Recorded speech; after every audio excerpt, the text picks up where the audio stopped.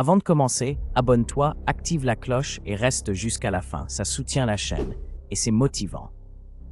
Dans l'obscurité d'un observatoire isolé, le docteur Marie Durand ajuste son casque, ses yeux fixés sur l'écran scintillant devant elle. Depuis des mois, elle scrute les fréquences radio de l'espace profond, à la recherche de signes de vie extraterrestres. Mais ce soir, quelque chose est différent.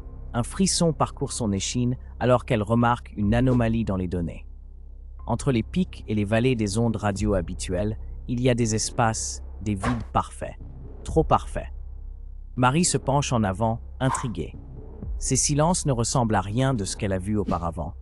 Ils semblent organisés, comme si le néant lui-même avait une structure.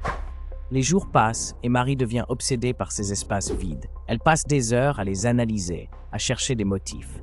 Peu à peu, une terrible vérité s'impose à elle. Ces silences ne sont pas aléatoires, ils forment un langage. Un soir, alors que l'orage gronde au dehors, Marie fait une percée. Elle parvient à décoder un message dans les silences. Ses mains tremblent lorsqu'elle tape la traduction. Nous sommes le vide, nous sommes le silence, et nous vous entendons. Horrifiée, Marie arrache son casque et se précipite hors de la salle. Mais alors qu'elle court dans le couloir sombre, elle réalise que quelque chose ne va pas. Le bruit de ses pas, sa respiration haletante, tout semble étouffé, comme absorbé par un silence surnaturel. Elle atteint la porte principale et l'ouvre violemment, s'attendant à entendre le fracas de l'orage. Mais il n'y a rien. Pas un son. Pas même le bruissement du vent dans les arbres. Marie regarde autour d'elle, paniquée. Le monde entier semble figé dans un silence absolu. Et dans ce silence, elle sent une présence, quelque chose d'ancien, d'immense, qui l'observe. Elle tente de crier, mais aucun son ne sort de sa bouche. L'air lui-même semble se solidifier, étouffant sa voix. Et c'est alors qu'elle comprend, ce n'est pas elle qui écoutait le silence, c'est le silence qui l'écoutait, elle. Dans l'obscurité grandissante, Marie voit des formes se mouvoir, des silhouettes faites de vide, de néant absolu, qui glissent vers elle.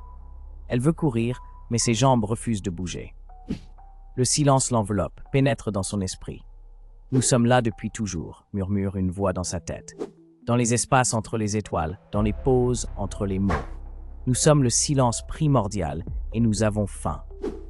Marie sent son corps se dissoudre, son essence même absorbée par le vide. Sa dernière pensée, avant que sa conscience ne s'éteigne, est que l'univers n'est pas un endroit vide en attente d'être rempli. C'est un endroit plein, attendant d'être vidé. Le lendemain matin, lorsque ses collègues arrivent à l'observatoire, ils ne trouvent aucune trace de Marie. Ses notes, ses enregistrements, tout a disparu.